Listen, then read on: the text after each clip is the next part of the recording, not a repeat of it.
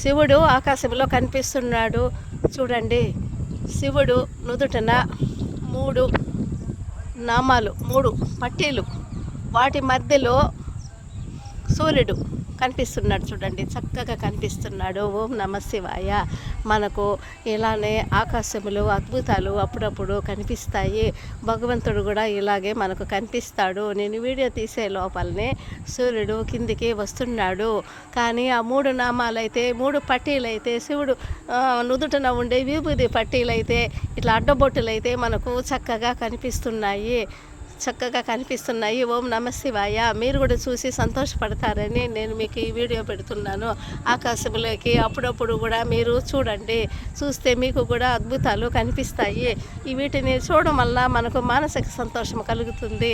మనకు కూడా దేవుడు నిజంగానే మనకు కనిపిస్తున్నాడని మనం కూడా హ్యాపీ అవుతాము. చక్కగా కనిపిస్తూ ఉంది. చూడండి, మీకు కూడా చక్కగా కనిపిస్తున్నాడు దేవుడు.